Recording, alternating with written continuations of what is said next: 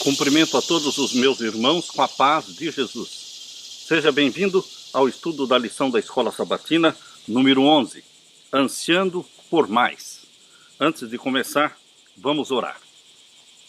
Pai querido Jesus, na Tua presença estamos. Buscando de Ti, Pai amado, em nome de Jesus, o derramamento do Espírito Santo sobre mim e os meus irmãos. Precisamos do Espírito Santo para iluminar a nossa mente, para entendermos as Tuas mensagens. Eu suplico em nome de Jesus que o Senhor responda às preces do Teu povo, que o Senhor venha sarar o Teu povo, curá-los, fortalecê-los na fé. Querido Jesus, dá-nos a Tua bênção, em Teu nome que pedimos. Amém. Ansiando por mais. Você tem um desejo acima do desejo de viver nesta terra? Você anseia por mais? Ou você está contente com esta terra? Você está feliz em viver nesta terra, neste mundo de pecados? Você deseja algo mais? Que algo mais Deus está preparando para aqueles que são filhos e filhas dele? Queridos, Deus está preparando um novo céu, uma nova terra, onde habita a justiça de Deus. É ali, neste novo céu e nesta nova terra, que nós vamos habitar com o nosso Deus.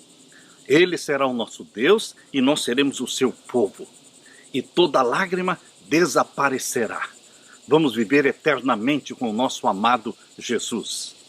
Nós precisamos ansiar mais do que o que temos aqui. Deus tinha um sonho para Israel, que era a terra prometida. O Israel literal. Mas Deus tem um sonho para o Israel espiritual do Novo Testamento, que é o novo céu, é a nova terra de Canaã. Queridos, você anseia por isto? Você ora por isto? O verso áureo diz: ora, estas coisas se tornaram exemplos para nós, a fim de que não cobicemos as coisas más, como eles cobiçaram. 1 Coríntios capítulo 10 e o verso 6. O Antigo Testamento é a base, é o fundamento do Novo Testamento. Não podemos desprezar nem o Velho e nem o Novo Testamento. Ambos se completam. Tudo que antes foi escrito, tudo que está registrado no Antigo Testamento, foi registrado para o nosso ensino, para a nossa advertência. Queridos, nós não precisamos errar como Israel literal errou. Nós podemos aprender com os erros deles. Nós podemos aprender com a apostasia deles. Nós não precisamos nos apostatar. Laodiceia, conforme diz em Apocalipse capítulo 3, é uma igreja que está morna, está no caminho da apostasia, mas você não precisa apostatar. Você não precisa, porque você já aprendeu a amarga lição que Israel literal teve quando abandonaram Deus, e Deus os deixou entrar para o cativeiro. Queridos, tudo que antes foi escrito, para o nosso ensino foi escrito, para que não cobicemos as coisas terrestres como eles cobiçaram, para que não nos deixemos levar para as paixões da carne como eles se deixaram, para que não adoremos ídolos como eles adoraram, para que Baal, o Deus Sol, não venha ser uma idolatria na sua vida. Queridos, Deus quer nos poupar de sofrimento. Deus quer abreviar a volta de Jesus Cristo, para que o seu povo sofra menos, porque a angústia qual nunca houve vai acontecer, mas Deus vai abreviar o tempo, porque Deus quer nos resgatar. Deus não tem prazer no sofrimento dos seus filhos. Você sabe que a maior maquete do mundo, ela está ali no Museu de Arte do Queens, na cidade de Nova York. Ali está a maior maquete arquitetônica de uma cidade em todo o mundo, representando todos os edifícios de Nova York. Esta maquete foi construída na base de 2,5 centímetros, correspondendo a 33 metros. Ou seja, na maquete, 2,5 centímetros correspondem a 33 metros. A maquete abrange quase 870 metros quadrados. É a maior maquete do mundo. Mas, queridos, Existe uma maior maquete do que esta. Deus construiu uma maquete no Antigo Testamento, que é o Santuário da Terra. O tabernáculo construído por Moisés no deserto, ele era pequeno. Mas o templo de Salomão construído, que foi uma das 7 maravilhas do mundo antigo, era uma grande maquete, uma enorme maquete, toda em mármore. E queridos, ali estavam a maquete do santuário celestial. Deus construiu na terra uma maquete do que existe no céu. Deus é didático. Deus nos ensina de uma forma muito didática. Ele nos conduz do conhecido para o desconhecido. Ele tornou o santuário da terra algo conhecido e explicou o plano da salvação todinho através do santuário terrestre. E através do santuário terrestre, Deus nos ensinou que o Cordeiro e o sangue do Cordeiro, que representava Jesus, é a única solução, é o único escape, é o único meio para nos salvar. Deus sempre desejou, e Ele deseja ainda, nos conduzir do santuário terrestre, que é o conhecido, para o desconhecido, que é o santuário celestial. Lá onde Jesus Cristo é o nosso sacerdote e é o nosso sumo sacerdote e intercessor. Nesta semana nós vamos estudar aquilo que a Bíblia nos ensina no Antigo Testamento e que corresponde a grandes verdades no Novo Testamento e no Santuário Celestial também. Na parte de domingo, batizado em Moisés. O que significa batizados em Moisés? Abra sua Bíblia e vamos ler a primeira carta de Paulo aos Coríntios, capítulo 10. Primeira carta de Paulo aos Coríntios, capítulo 10. Vamos ler o verso 1 até o verso 11. Primeira carta de Paulo aos Coríntios, capítulo 10, versos 1 até o verso 11. Ora, irmãos, não quero que ignoreis que nossos pais estiveram todos debaixo da nuvem e todos passaram pelo mar. Você sabe, você conhece a história do povo de Israel, que todos atravessaram pelo Mar Vermelho, que se fez uma grande muralha de um lado, uma grande muralha do outro lado, e eles passaram em seco. E como Deus também os conduziu pelo deserto, cobrindo-os com uma nuvem durante o dia e uma coluna de fogo durante a noite. Por isso diz aqui, ora irmãos, não quero que ignoreis que nossos pais estiveram todos debaixo da nuvem, diariamente. Lá estava a nuvem. Onde eles iam, lá estava a nuvem, cobrindo-os durante o dia, produzindo sombra naquele deserto. É difícil atravessar o deserto, mas eles não atravessaram o deserto sozinhos. Você também tem um deserto, meu irmão. Eu e você estamos atravessando um deserto, mas esta nuvem que era Jesus Cristo, pairando sobre Israel, cobrindo-os com uma sombra, para que o sol não os castigasse, esta sombra, que é Jesus Cristo, ela existe hoje. Jesus Cristo está com você a cada passo nesta jornada. Quando você estiver atravessando pelo vale da sombra da morte, esta sombra, que é Jesus Cristo, que o protege. Esta coluna de fogo que à noite iluminava Israel e aquecia o acampamento israelita, esta coluna de fogo também é Jesus. Ele está com você para iluminar a sua noite de trevas. Ele está com você durante o dia para trazer sombra. Queridos, Deus é um Deus presente. É um Deus pessoal. É um Deus que está perto dos seus filhos. Como ele provou durante a travessia pelo deserto, ele provou que ele estava perto. Ele estava na nuvem, ele estava na coluna de fogo, ele estava na rocha que produzia água. Aquela rocha era espiritual, como a nuvem também era espiritual. Por onde Israel ia no deserto, lá estava a rocha que produzia água. Água para eles matarem a sede. E queridos, aqui diz, capítulo 10, verso 1. Ora, irmãos, não quero que ignoreis que nossos pais estiveram todos debaixo da nuvem. E todos passaram pelo mar. E todos foram batizados em Moisés, na nuvem e no mar. Era um símbolo do batismo. Todos eles passaram por dentro das águas. Por isso, batizados em Moisés, era um símbolo do batismo. Assim como no Novo Testamento, Jesus Cristo disse: aquele que crer e for batizado será salvo. Nós temos que passar pelas águas. Israel passou pelas águas nos dias de Moisés, na travessia do Mar Vermelho. Mas, queridos, nós também somos batizados, passamos pelas águas. Nós morremos para o pecado, somos sepultados nas águas, ressuscitamos como novas criaturas, como filhos e filhas de Deus, gerados pelo Espírito Santo, vivendo para agradar o nosso Pai Celestial e obedecer a sua lei. E 1 Coríntios capítulo 10, verso 3 diz: e todos comeram de um mesmo manjar espiritual. Aquele milagre que Deus fez derramando o maná todos os dias da semana, ou seja, de domingo a sexta caía o maná. Do primeiro dia ao sexto dia caía o maná. E no sexto dia caía em dobro, para que eles guardassem, assassem e cozinhassem, e pondo à parte para comerem no sábado, porque no sábado não caía o maná. Aquele maná também era espiritual, era um milagre de Deus. Assim também hoje Deus continua te alimentando, meu irmão. Deus continua te alimentando. Não pense que por guardar o sábado, não pense que porque você não trabalha no sábado, sua família vai passar fome, você vai estar desamparado. Não, meu querido irmão.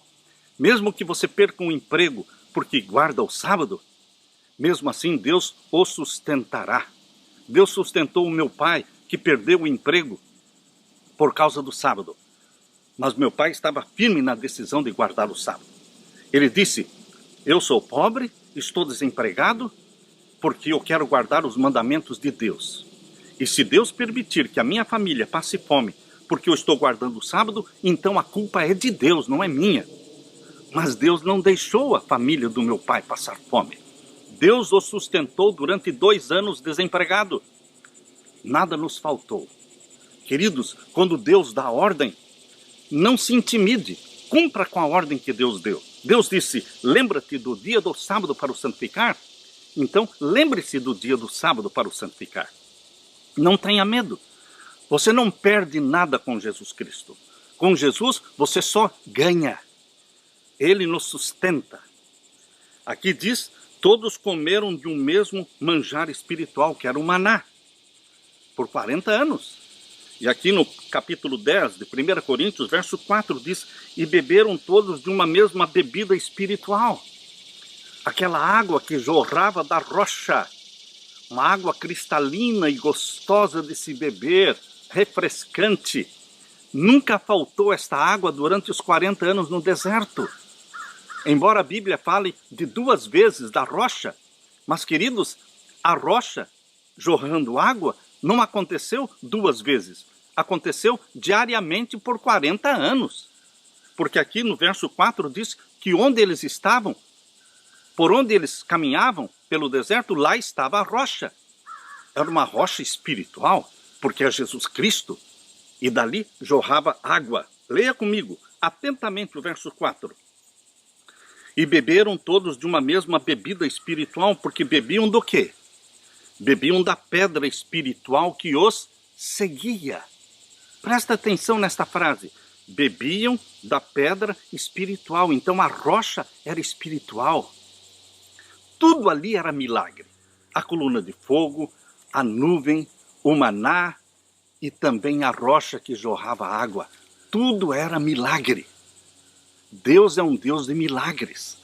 Ele opera milagres hoje ainda, porque Jesus Cristo é o mesmo ontem, hoje e eternamente. Creia, acredite nele. Ele não vai decepcioná-lo. Não vai decepcioná-lo. E todos bebiam da pedra espiritual que os seguia. A pedra os seguia. Quando a nuvem se movia, eles levantavam o acampamento e seguiam na direção que a nuvem os conduzia. E, queridos, onde eles acampavam, lá estava a rocha, lá estava a pedra, de onde eles bebiam a água. E a pedra era espiritual, não é? Bebiam da pedra espiritual que os seguia, e a pedra era Cristo. A pedra era Cristo. Cristo é a rocha. Cristo é a rocha eterna, sobre a qual a igreja está construída. A igreja não está construída sobre a pedra que é Pedro. Pedro, Jesus disse: tu és Petros. No masculino, tu és Petros, um pedaço de pedra. Mas sobre esta pedra edificarei minha igreja. Quando Jesus falou sobre esta pedra edificarei a igreja, ele não usou o nome de Pedro. Ele usou o feminino, Petra. E Petra não é pedaço de pedra. Pedro, que é Petros, é um pedaço de pedra. Mas Petra, sobre a qual a igreja está construída, a palavra feminina, significa rocha. Queridos, Jesus construiu a sua igreja sobre a pedra, sobre a rocha. E a rocha na Bíblia é Jesus. A rocha eterna, nosso esconderijo. E aqui diz o verso 5. Mas Deus não se agradou da maior parte deles pelo que foram prostrados no deserto. Deus não se agradou da maioria, queridos. Da maioria de toda aquela multidão de homens. Eram 603 mil homens de 20 anos para cima que saíram do Egito.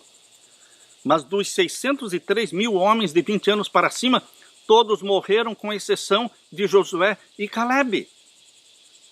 Queridos, Moisés também permaneceu vivo. Ele não entrou na terra de Canaã, mas ele esteve durante os 40 anos vivo. Queridos, então daqueles homens que saíram do Egito com mais de 20 anos, somente Moisés, Josué e Calebe. Todos os outros morreram.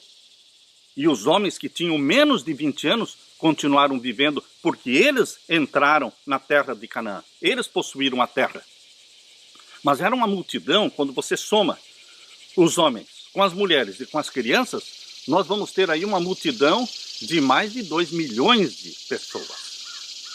Todos eles viram os milagres de Deus. Mas Deus não se agradou da maior parte deles, diz o verso 5, pelo que foram prostrados no deserto. Deus quer que façamos a vontade dele. Não pense, meu querido irmão, minha querida irmã, que Jesus Cristo te salva para que você continue fazendo a tua vontade. Não. Jesus Cristo se deu a si mesmo, tornando-se um de nós e morrendo na cruz. Mas não é para que você continue fazendo a tua vontade. Jesus nos comprou com o seu sangue, Jesus nos perdoa os pecados, Jesus se torna o nosso Salvador e então ele se torna o Senhor da nossa vida. E Jesus, como Senhor da nossa vida, exige que a vontade dele seja feita na tua vida. Existe um trono no seu coração. E esse trono é para você entronizar Jesus como Senhor da sua vida. É a vontade dele. São os mandamentos dele que nós temos que obedecer. Queridos, Deus não se agradou da maioria daqueles israelitas porque eram desobedientes, idólatras, profanos. Por isso eles caíram no deserto. Eles eram murmuradores, reclamões. Deus não tolera reclamações. Há pessoas que reclamam de tudo. Nós temos que aprender a ser gratos. Gratos. Porque Deus tem duas moradas. Uma no céu e outra no coração agradecido. Deus não tolera a murmuração. E eles murmuravam muito. Reclamavam demais. Por isso caíram no deserto. Verso 6. E estas coisas foram feitas em figura, em símbolo. É uma representação do que pode acontecer conosco hoje. O que aconteceu com Israel no deserto pode acontecer conosco hoje. E está acontecendo na vida de muitos cristãos de Laodiceia hoje. Porque eles continuam sendo murmuradores, continuam sendo incrédulos, desobedientes, profanos. E estas coisas foram feitas em figura, para que não cobicemos as coisas más, como eles cobiçaram. O que você cobiça na sua vida, meu irmão? Quais são as prioridades da sua vida? Os seus projetos, os seus sonhos estão na terra? Então você vai ficar nesta terra e vai morrer aqui. Mas se os seus sonhos e os seus projetos estão no céu, que Jesus foi preparar para nós, então você vai ser arrebatado com Jesus para o céu. Onde estão os seus projetos, os seus sonhos? Onde está o seu coração? Verso 7. Não vos façais idólatras. Existiam idólatras naquele tempo? Sim. adoravam ídolos, adoravam o sol. E hoje? Hoje, com esse domingo climático, eu estou ouvindo de pastores protestantes e pastores também da minha igreja, dizendo que não há nenhum problema em nós entrarmos juntamente com o mundo, com esse ecumenismo que está exaltando o domingo climático. Eles dizem, contanto que a gente guarde o sábado, não tem problema de a gente se unir com eles na promoção do domingo climático. Queridos, isso é muito sutil. Nós não poderemos exaltar o domingo climático. Nós deveremos exaltar o sábado climático. Nós deveremos exaltar o 7º dia da semana como dia de descanso da família, não o domingo. O ecumenismo é uma estrada de mão única que está levando todo mundo para Roma. Todo mundo que entra no ecumenismo está caminhando em direção a Roma. Mas Deus não quer que você se submeta a Roma, porque Roma tem um sinal de autoridade que é o domingo. E Jesus tem um sinal de autoridade que é o sábado. Portanto, não nos façamos idólatras, adorando o sol.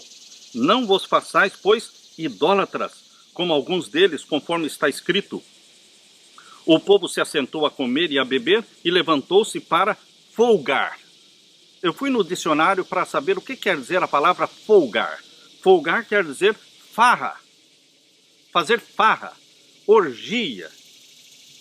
Queridos, quando você se une para se banquetear com as coisas da carne, coisas carnais, coisas sensuais, coisas pornográficas, então você está folgando. Isto é folgar. E o povo de Israel comeu, bebeu e levantou-se para folgar, para dançar. Quando Moisés desceu do Monte Sinai com as 2 tábuas de pedra, os 10 mandamentos que Deus escreveu com seu próprio dedo, ele viu o povo dançando ao redor do bezerro de ouro. E você pode estar dizendo, pastor, mas hoje nós não adoramos o bezerro de ouro. Pode ser que você não adore o bezerro de ouro, porque o bezerro de ouro hoje, ele vem diferente, ele vem com outro aspecto, outra linguagem. Hoje muitos adoram o ouro do bezerro. Hoje muitos adoram as novelas, os filmes de Hollywood, as músicas populares, profanas, os videogames. Queridos, o nosso mundo jaz no maligno, mas nós não estamos nas mãos do maligno. Nós somos de Jesus. E o padrão da minha vida é Jesus. O exemplo que eu sigo é Jesus. O modo de vida de Jesus. Esse tem que ser o estilo de vida seu e meu.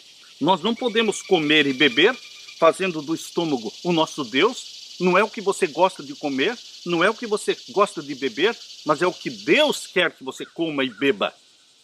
Nós não vamos folgar, praticar farra ou orgia como o mundo, mas nós somos sóbrios. Nós estamos aqui para salvar almas, para preparar um povo para a segunda vinda de Jesus. Nós temos uma missão nesta terra. Não podemos perder o foco. Aqui o verso 8 diz, e não nos prostituamos como alguns deles fizeram, e caíram num dia 23 mil. Eles se prostituíram sexualmente. Eles se uniram a mulheres que não eram do povo de Deus. Como é hoje com o povo de Deus? Será que o povo de Deus está se prostituindo? Queridos, muitos estão vivendo sexualmente sem serem casados. Não se casam, dormem juntos, praticam sexo, praticam fornicação, assistem filmes pornográficos para se sentirem excitados para o sexo. Queridos, o povo de Israel se prostituiu. Prostituição, pecado sexual. Hoje é grande o pecado sexual do povo de Deus. Pecado sexual às escondidas. Antes do casamento já estão vivendo juntos. Não nos prostituamos, diz aqui, como alguns deles fizeram. E Deus abomina a prostituição. Deus não abomina o sexo. Foi Deus que criou o sexo. A sexualidade veio do Jardim do Éden. Mas Deus quer que você se case. É direito seu ter uma mulher, é direito seu ter um homem. Mas vocês se casem, convidem Deus para o seu casamento. E então o sexo será abençoado por Deus. O sexo dentro do casamento, onde você é o esposo, ela é a esposa, e Deus abençoa este matrimônio, como abençoou o casamento lá no Jardim do Éden. Mas muitos estão se prostituindo com mulheres que não são suas, adultérios, homens casados, mulheres casadas, se prostituindo com outro homem, outra mulher, que não é o seu marido. Não nos prostituamos como alguns deles, e caíram 23 mil. Deus os matou. Deus os matou. 23 mil caíram num dia. Deus demonstra o seu desagrado pela prostituição do seu povo. O que é que você está esperando? Que Deus demonstre o desagrado dele pela vida pecaminosa, pela pornografia, pela masturbação, enfim, por esta vida profana que você está vivendo? Nós temos que buscar a pureza. Bem-aventurados os puros de coração, os limpos de mente. Bem-aventurados, porque eles verão a Deus. Queridos, o verso 9 diz: não tentemos a Cristo, como alguns deles também tentaram e pereceram pelas serpentes. Não tentem a Cristo quando você sabe o que é pecado e insiste em praticar aquele pecado. Você está tentando a Cristo.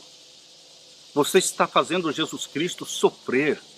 Você está pregando novamente os cravos nas mãos de Jesus. Você está furando com a lança o lado de Jesus. Cada vez que você decide pecar voluntariamente, pecar conscientemente, você está magoando o coração de Jesus. E o verso 10. Não murmureis. Deus se desagradou pela murmuração do seu povo. Homens e mulheres murmurando, reclamando do maná. O maná, que era o pão do céu que Deus proveu, eles disseram: este vil maná, esse maldito pão. Eles queriam carne. Eles queriam os panelões de carne do Egito. Queridos, Deus está preparando você não para viver no Egito. Deus está preparando você para viver no céu. E o regime alimentar que Deus tem para você é aquele que Deus deu para Adão e Eva no Jardim do Éden, que está em Gênesis capítulo 1, verso 29. Em Gênesis capítulo 1, verso 29, está o regime alimentar que Deus deu para Adão e Eva antes do pecado. E é este regime alimentar que nós vamos ter no céu e na nova terra. Nós temos que aprender a viver dos grãos da terra, dos cereais da terra, das castanhas da terra, dos frutos que dão semente. Nós temos que aprender a viver disto aqui. Porque aqui nós começamos a viver a vida que vamos dar continuidade no céu. Deixe os animais em paz. Respeite a vida dos animais.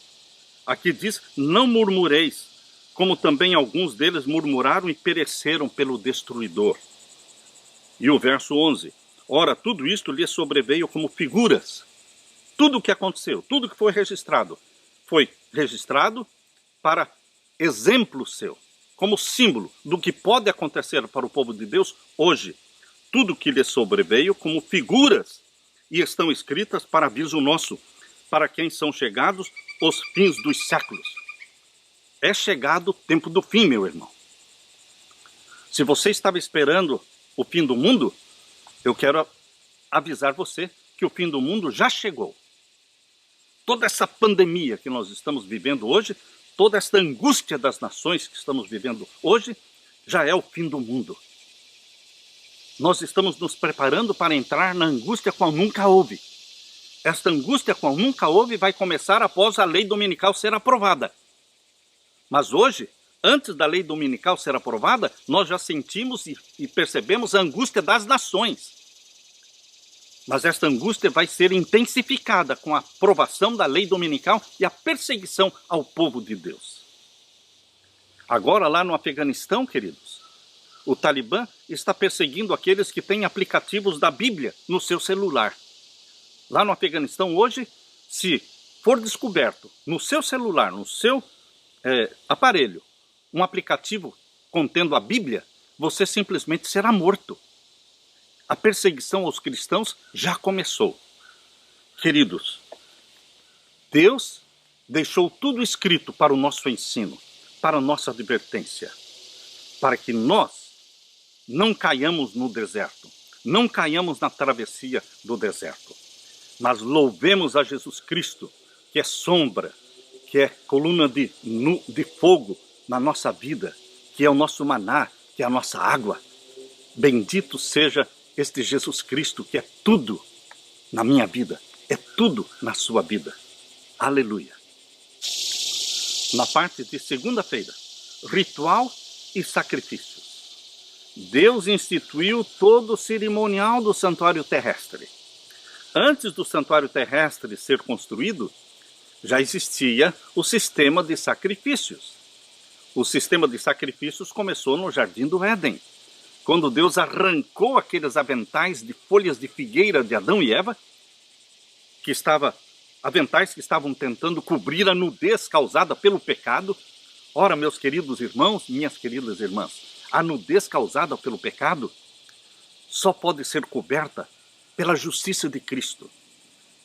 Aqueles aventais de folhas de figueira, Deus os arrancou. E um cordeiro foi morto. E com a pele daquele cordeiro, Adão e Eva foram vestidos com a pele do cordeiro. A pele do cordeiro representa a justiça de Cristo. Um cordeiro teve que morrer para que Adão e Eva fossem vestidos com a pele do cordeiro. O Cordeiro de Deus que tira o pecado do mundo teve que morrer para que você e eu sejamos cobertos com a sua justiça. A vestimenta da justiça de Cristo, ela nos cobre. E a nudez causada pelo pecado desaparece. Porque aos olhos de Deus, você que abraçou a Jesus e é coberto pela justiça de Cristo, Deus o Pai olha para você como se você nunca tivesse pecado. Isto é fato, isto é real. Porque Deus vê Cristo em você. Porque você está revestido de Cristo. O sistema de rituais e sacrifícios encontrados no Antigo Testamento, principalmente em Levítico, apresenta exemplos adicionais do que vimos na lição de ontem. Os símbolos do Antigo Testamento apontam para as verdades do Novo Testamento. Embora os leitores modernos da Bíblia ignorem esses rituais, eles contêm verdades espirituais importantes e de grande valor para os que estudam os rituais. Vamos ler. Abra sua Bíblia em Levítico capítulo 4. Levítico capítulo 4, verso 32 a 35. Levítico capítulo 4 e o verso 32 a 35. Aqui nós lemos. Mas se pela sua oferta trouxer uma cordeira para expiação do pecado, sem mancha a trará, e a porá sua mão sobre a cabeça da expiação do pecado, e a degolará por expiação do pecado, no lugar onde se degola o holocausto. Depois o sacerdote com o seu dedo tomará do sangue da expiação do pecado, e o porá sobre as pontas do altar do holocausto, então todo o resto do seu sangue derramará na base do altar. E tirará toda a sua gordura, como se tira a gordura do cordeiro do sacrifício pacífico, e o sacerdote a queimará sobre o altar, em cima das ofertas queimadas do Senhor. Assim o sacerdote por ela fará expiação dos seus pecados, que pecou, e lhe será perdoado o pecado. O pecador tinha que trazer uma cordeira, ou um cordeiro, confessar o seu pecado sobre a cabeça daquele cordeiro. E os pecados do pecador, os pecados eram transferidos para o cordeiro. Ele tinha que matar aquele cordeiro. O cordeiro era colocado sobre o altar para ser queimado.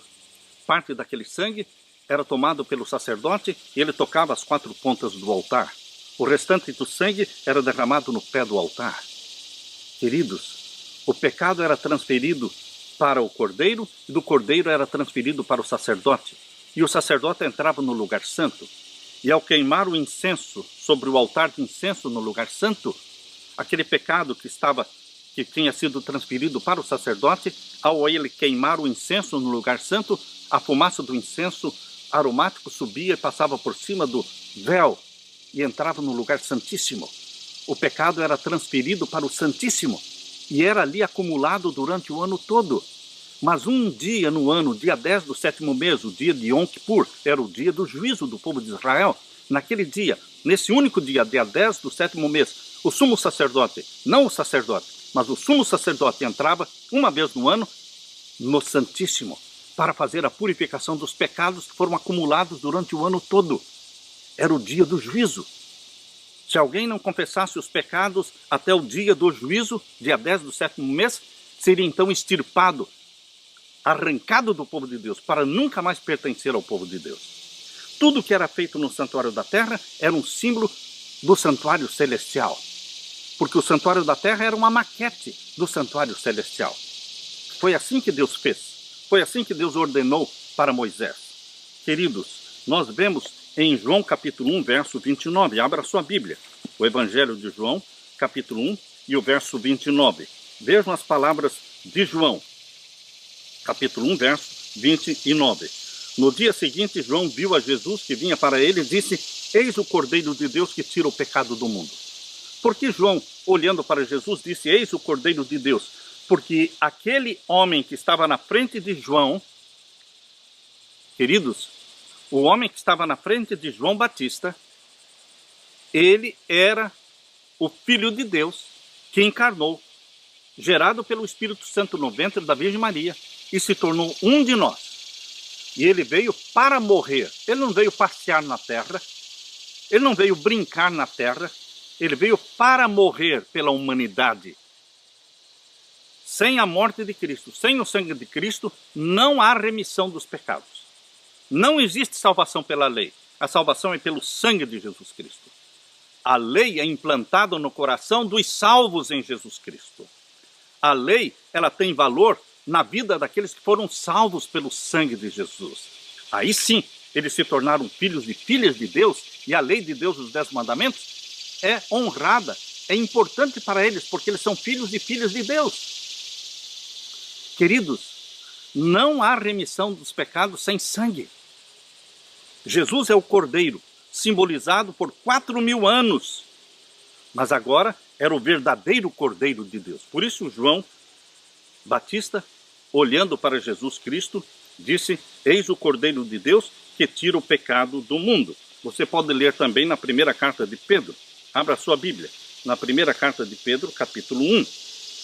Primeira carta de Pedro, capítulo 1, e os versos 18 a 21. Primeira carta de Pedro, capítulo 1, e os versos 18 a 21. Sabendo que não foi com coisas corruptíveis, como prata ou ouro, que fostes resgatados da vossa vã maneira de viver, que por tradição recebestes dos vossos pais. Você não foi comprado por qualquer coisa, por um precinho qualquer. Queridos, o sacrifício que Jesus fez para salvar você e a mim foi o maior de todos os sacrifícios. Não existe preço, não existe um valor que você possa avaliar. Foi tudo que o céu tinha. Deus, o Pai, deu tudo que ele tinha. Deu seu Filho unigênito, o único desta espécie, que nasceu santo. Por isso ele é o Filho unigênito, porque ele é o único que já nasceu santo nesta terra, gerado pelo Espírito Santo. Ninguém mais nasceu santo. Ninguém mais nasceu santo. Só existe um, que é Jesus Cristo, o único dessa espécie. E ele viveu uma vida santa aqui nesta terra. Por isso ele pôde morrer pelos nossos pecados, porque ele não tinha pecados para morrer pelos seus pecados, pelos pecados dele. Ele não tinha pecados. Por isso ele morreu pelos nossos pecados. Por isso ele, ao morrer na cruz, ele esmagou a cabeça da serpente, porque ele não tinha pecados pelos quais morrer, mas ele morreu pelos nossos. Por isso ele esmagou a cabeça da serpente. Não foi por coisas corruptíveis, como prata, por ouro, que fomos resgatados, mas, aqui diz o verso 19, mas com o precioso sangue de Cristo, como de um cordeiro imaculado e incontaminado. Ele viveu vida santa e morreu sendo santo, o santo de Deus. Mas ele morreu porque ele se tornou pecado na cruz. Na cruz, ele assumiu os nossos pecados, de fato. Por isso ele morreu. Por isso ele morreu. Se Jesus não assumisse os nossos pecados, ele não morreria. Porque o salário do pecado é a morte. Jesus não tinha pecado, ele não morreria. Mas como ele morreu então? Porque ele assumiu os nossos pecados.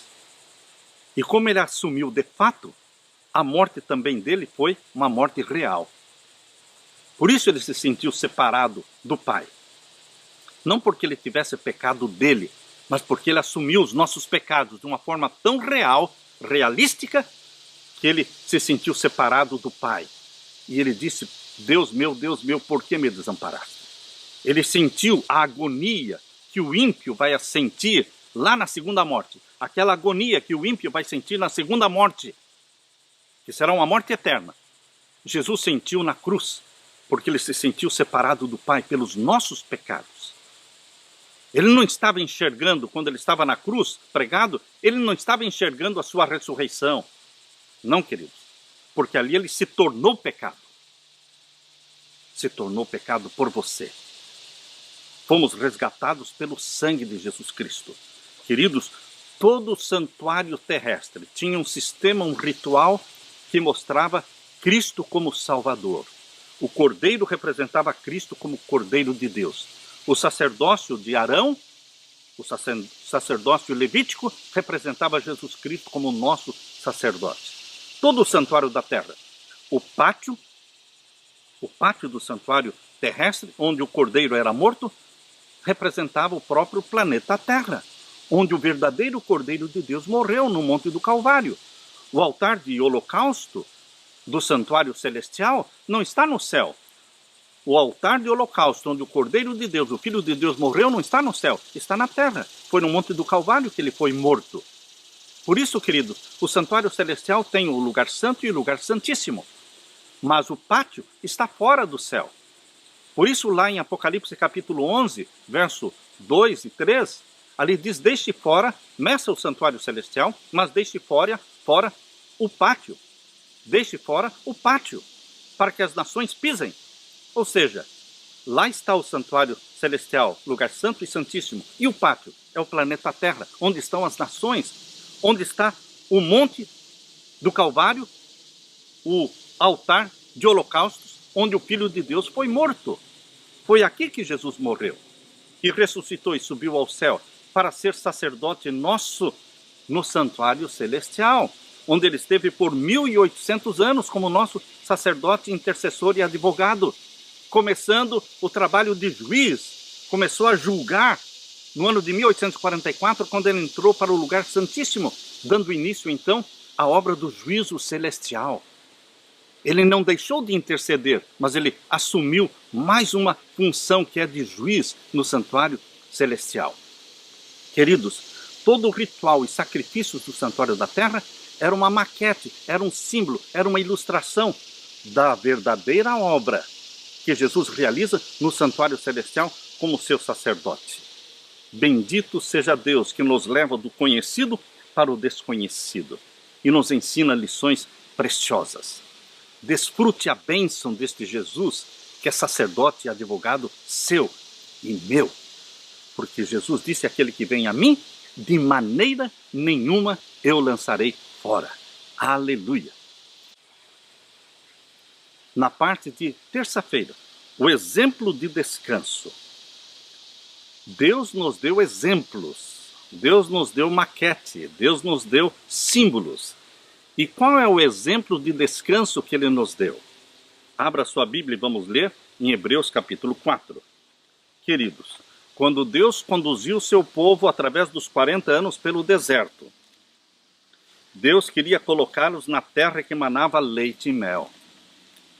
A terra de Canaã, a promessa tão almejada pelo povo de Israel durante aqueles 40 anos, queridos, representava o descanso em Deus. Porque ali eles teriam a paz, ali eles teriam descanso físico, deixariam de ser peregrinos pelo deserto, mas ali eles herdariam a terra prometida, que manava leite e mel. Então, entrar na terra prometida era como que entrar no descanso de Deus. Mas a maioria esmagadora não entrou no descanso de Deus. Por quê? Por causa da desobediência, por causa da prostituição, por causa da murmuração, por causa da idolatria, porque eram profanos, porque eram incrédulos, eram rebeldes. E Deus disse: eles não vão entrar no meu descanso. E por isso pereceram no deserto. não entraram na terra prometida. Queridos, essa terra prometida que eles não entraram é um símbolo da nova terra e do novo céu. Será que a maioria do povo de Deus hoje vai perecer pelo deserto e não vai conseguir entrar na terra prometida, que é o novo céu, a nova terra, pelas mesmas razões, pelos mesmos pecados? Você vai continuar sendo prostituto? Você vai continuar sendo fornicário? Você vai continuar sendo pornográfico? Você vai continuar sendo murmurador, reclamador, adorador do sol? Você vai continuar bebendo vinho de Babilônia e vai ficar fora da terra prometida? Não permita, meu querido irmão, minha querida irmã, que isso aconteça com você, porque tudo que antes foi escrito, para o nosso ensino foi escrito, para que não aconteça com você o mesmo que aconteceu com Israel, que pereceu no deserto e não entraram no descanso de Deus, na terra prometida. Abra sua Bíblia e vamos ler aqui em Hebreus capítulo 4, verso 1 até o verso 11. Temamos, pois, que, porventura deixada a promessa de entrar no seu repouso, pareça que algum de vós fica para trás, porque muitos ficaram para trás naquele tempo. Mas Paulo agora está escrevendo para a igreja do Novo Testamento. Paulo escreveu para a igreja do Novo Testamento, usando como exemplo de desobediência, exemplos dos que ficaram para trás e que não entraram no repouso, usando como exemplo Israel lá do deserto. Mas Paulo está escrevendo isso para que você não cometa o mesmo pecado. Por isso diz aqui em Hebreus capítulo 4, verso 2, porque também a nós foram pregadas as boas novas, como a eles. Mas a palavra da pregação nada lhes aproveitou. Como é que é a palavra da pregação? Como é que um sermão pode ser pregado e você não aproveitar nada? Se o sermão não estiver misturado com a sua fé, lembre-se que quando Jesus realizava milagres, não dependia da fé só de Jesus. Precisava também haver fé naquela pessoa que ia ser curada. Queridos, se eu estou pregando um sermão inspirado pelo Espírito Santo, mas o Espírito Santo não está agindo na sua mente, no seu coração, de nada vai aproveitar esse sermão para você. Porque o Espírito Santo está usando a mim, mas o Espírito Santo precisa também estar em você, para que a mensagem que eu estou pregando seja uma bênção na sua vida. Isso não aconteceu com Israel. Por isso Paulo está dizendo aqui em Hebreus capítulo 4, verso 2, porque também a nós foram pregadas as boas novas como a eles. Mas a palavra da pregação nada lhes aproveitou. As pessoas entram na igreja vazias e saem vazias. Muitas vezes o pregador está vazio. E muitas vezes os adoradores estão vazios. Estão vindo ali por hábito.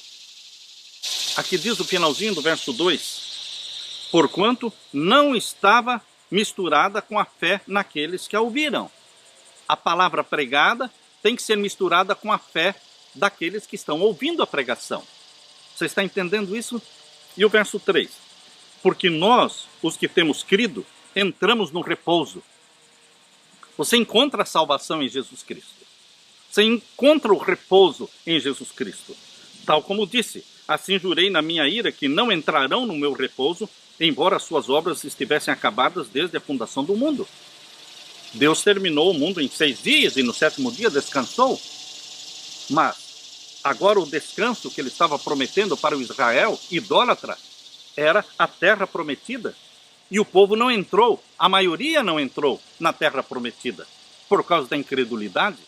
Não descansaram em Deus, porque eles preferiram o pecado. E o verso 4.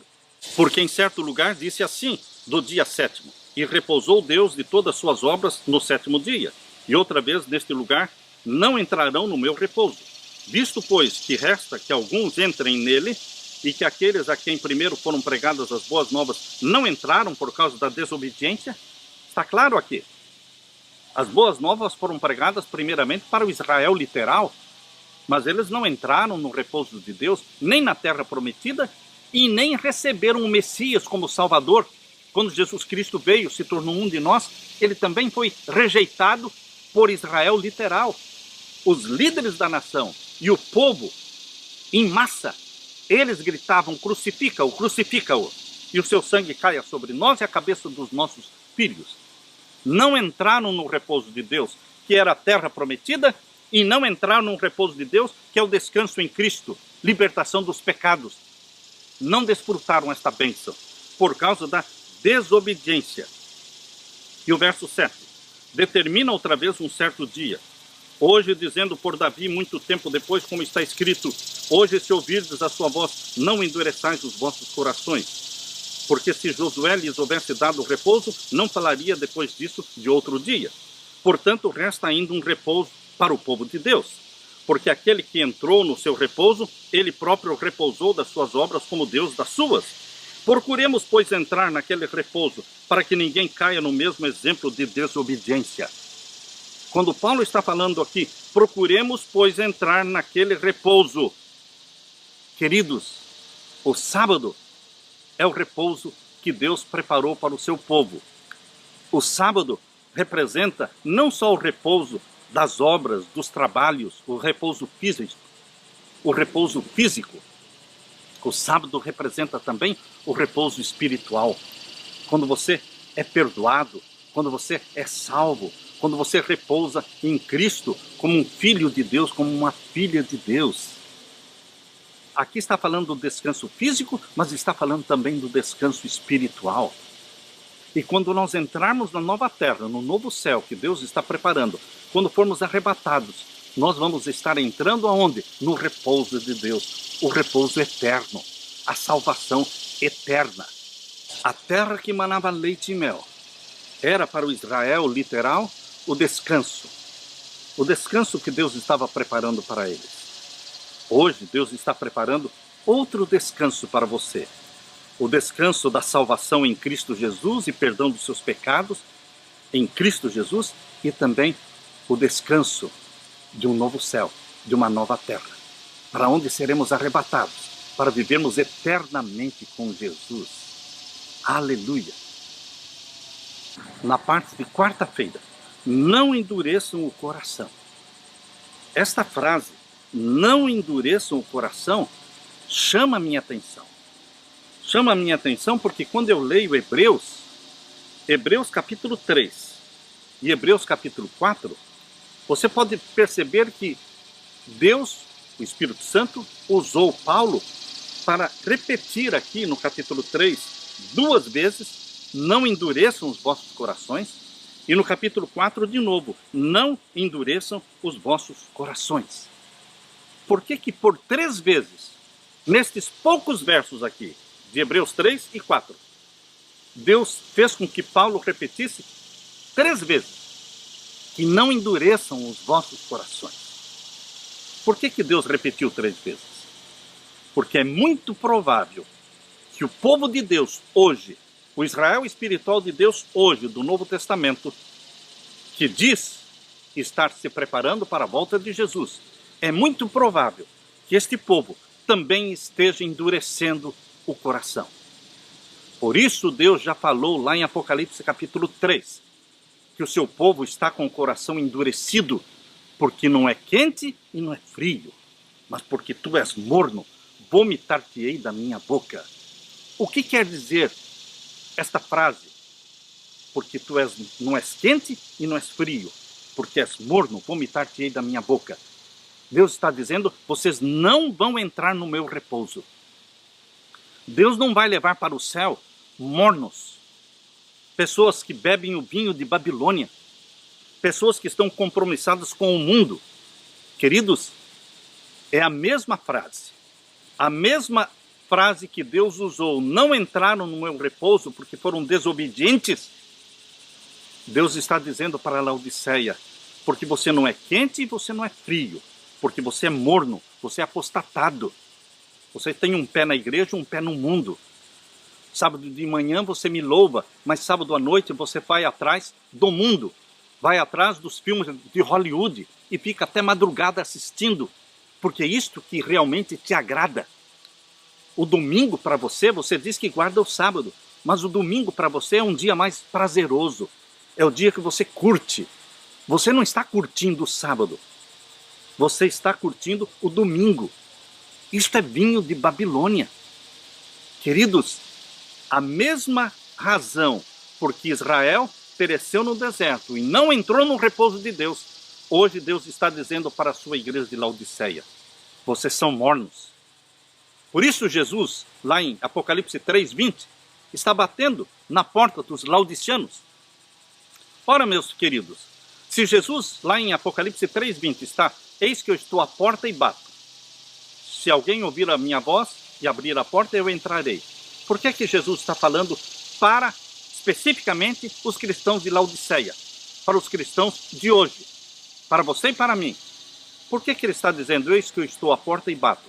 Porque ele está à porta. Ele não está dentro. Ele não está dentro da sua vida. Ele não está dentro da sua igreja, porque é uma igreja morna. Porque não existe igreja morna. Não existe vida morna com Jesus Cristo dentro. Mas quando Jesus Cristo está fora pedindo para entrar, é porque ele não entrou, a porta não foi aberta. Por isso a vida está morna, está apostatada, está compromissada com o mundo. Existe esperança para os de Laodiceia? Existe esperança se abrirem a porta. Mas a carta de Laodiceia termina mostrando Jesus batendo a porta. Está inacabada, está incompleta esta história. Lembram-se da história do filho pródigo que voltou para casa e o pai fez uma festa para ele, e quando o irmão mais velho chegou, não quis entrar na festa, e o pai insistiu para ele entrar na festa, mas ele estava magoado, ele estava chateado, ele não quis entrar na festa. E aí termina a parábola. Eu pergunto: será que o irmão mais velho finalmente entrou na festa ou não? Ficou incompleta a história. Você termina a história. Você termina a história.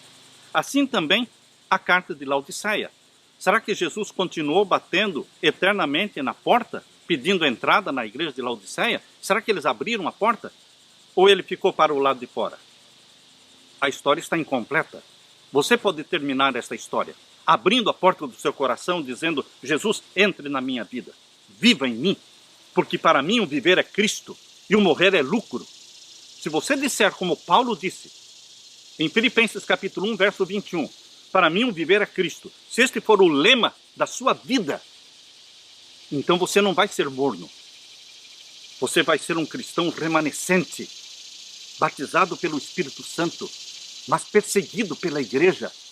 Não pense que o remanescente vai viver bem dentro da igreja. Eles estão na igreja, mas eles são perseguidos. São proibidos de pregar, porque a igreja está morna. Você termina esta carta de Laodiceia: eis que estou à porta e bato. Se alguém ouvir a minha voz e abrir, eu entrarei. Você pode terminar esta carta de Laodiceia de uma forma linda, abrindo a porta do seu coração e deixando que Jesus viva em você. Faça de Jesus Cristo tudo na sua vida. Repita como Paulo: para mim o viver é Cristo e o morrer é lucro. Aleluia! Na parte de quinta-feira, conquistando uma cidade celestial. Você tem algo para conquistar? Eu me lembro de um texto que Ellen White fala que nós temos um inferno a evitar e um céu a ganhar. Um inferno a evitar e um céu a ganhar.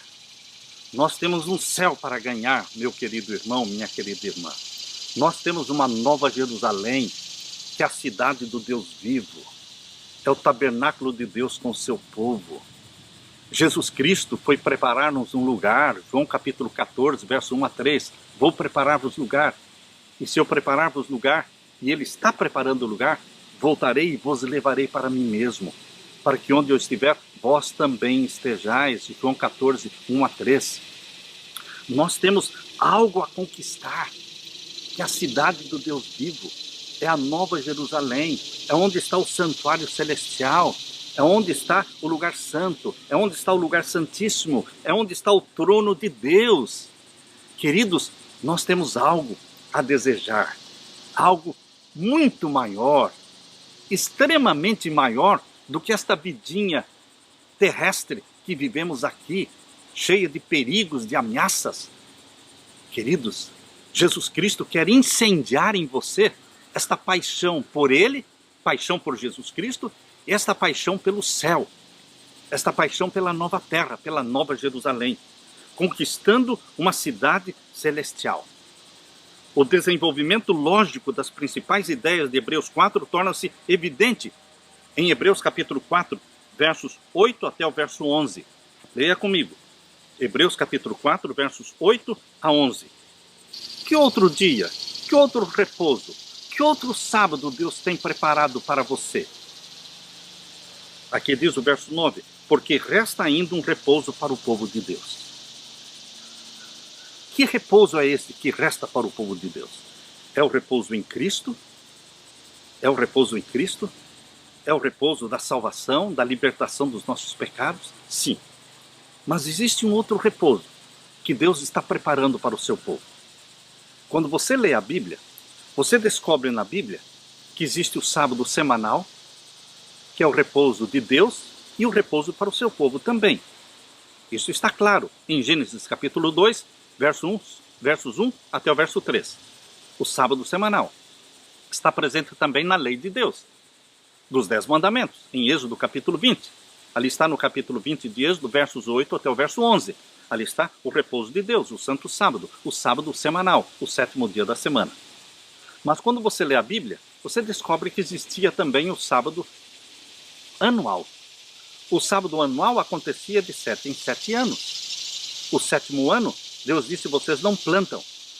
Eu vou alimentar vocês neste 7º ano. A terra vai produzir por si mesma. Vocês não plantam. Vão dar descanso para a terra. Todo o 7º ano era o sábado anual. É o sábado do descanso para a terra. Mas quando você estuda a Bíblia, você descobre que também existia o descanso milenial. Percebam, existe o descanso semanal, o descanso anual, ou seja, o sábado semanal, o sábado anual, mas existe um sábado milenial. Abra a sua Bíblia, porque existe um sábado milenial, o descanso milenial. Isso está em Apocalipse capítulo 20. Vocês sabem que a história do pecado no planeta Terra vai durar 6.000 anos. 6.000 anos. 4.000 anos antes de Cristo e 2.000 anos depois de Cristo. Nós estamos por volta desses 6.000 anos, queridos. Um pouco mais, um pouco menos. Ninguém vai marcar o dia e a hora e o ano da volta de Jesus, mas nós estamos no início do 7º milênio, no finalzinho dos 6.000 anos, iniciando o 7º milênio. Você tem que crer nisso, porque não há dúvida de que foram 4.000 anos desde que Adão e Eva pecaram até Cristo. Não importa, meus queridos, se os 4.000 anos foram até o nascimento de Cristo, ou se foram até o batismo de Cristo no ano 27, ou até a morte de Cristo no ano 31. Queridos, esse não é o ponto.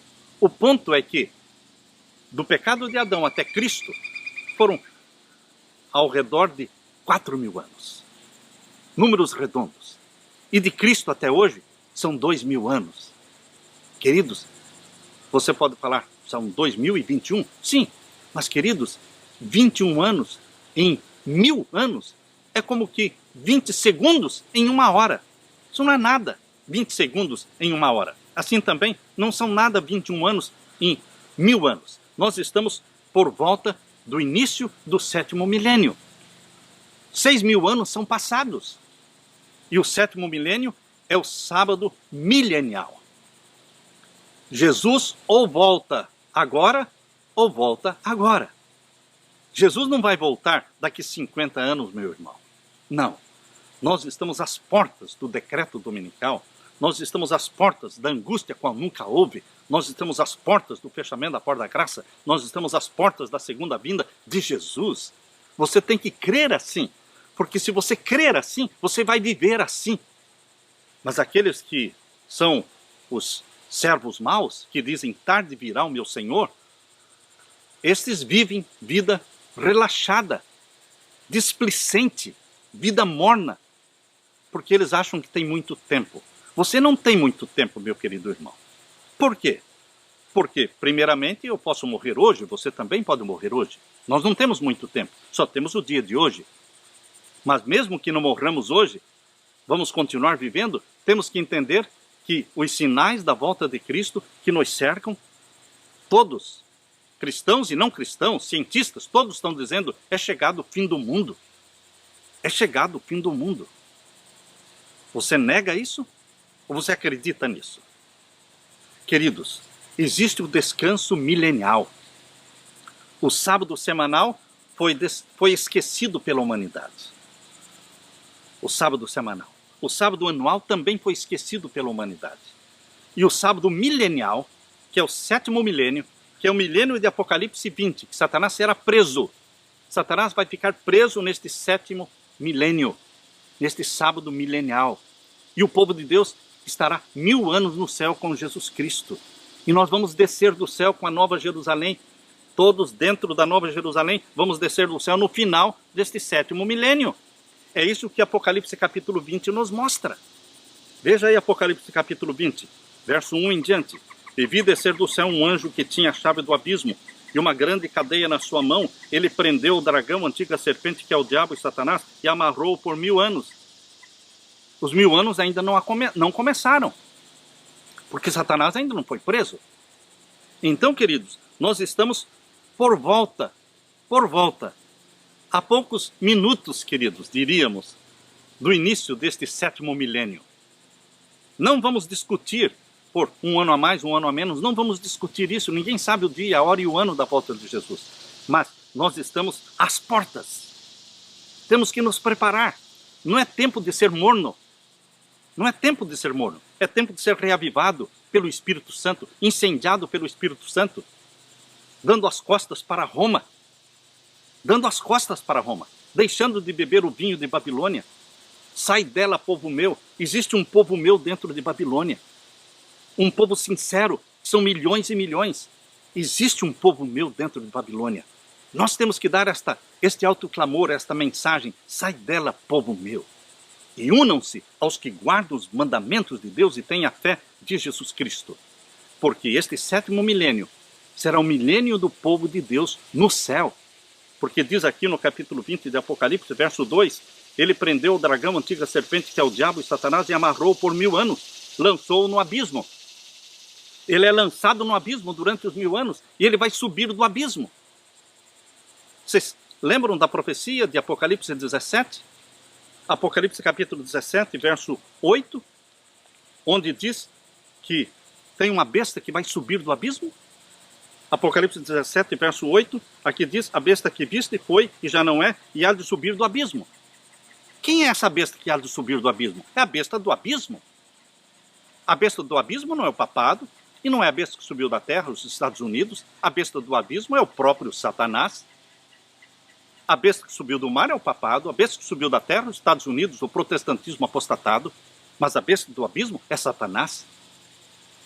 Ele foi lançado do céu para o abismo, antes de Adão e Eva serem criados, porque a terra era um abismo, e agora no começo dos 1000 anos ele vai ser lançado no abismo, diz aqui Apocalipse 20, verso 3, e lançou-o no abismo, e ali o encerrou, e pôs selo sobre ele. Por 1000 anos ele fica no abismo, a terra em estado caótico, sem luz, em trevas, 1000 anos em trevas. E então no final dos 1000 anos ele vai subir do abismo. Para quê? Para enganar as nações de ímpios, ímpios que serão ressuscitados no final dos 1000 anos. Por isso diz aqui no capítulo 20, verso 7, e acabando os 1000 anos, Satanás será solto da sua prisão. Ele sai do abismo, porque agora a terra está cheia de ímpios que foram ressuscitados. A segunda ressurreição acontece no final dos 1000 anos. É dos ímpios. Mas a primeira ressurreição é dos bem-aventurados. Acontece no comecinho, no início dos 1000 anos. Porque o povo de Deus é ressuscitado e é arrebatado para o céu para viver com Cristo 1000 anos no céu. É assim que diz aqui em Apocalipse 20, verso 6. Bem-aventurado e santo aquele que tem parte na primeira ressurreição. Estes que são ressuscitados na primeira ressurreição, ressuscitam na segunda vinda de Jesus, no início dos 1000 anos. Sobre estes não tem o poder a segunda morte, que é a morte no lago de fogo e enxofre. Sobre eles não tem poder a segunda morte, mas reinarão, mas serão sacerdotes de Deus e de Cristo e reinarão com ele 1000 anos. Aleluia!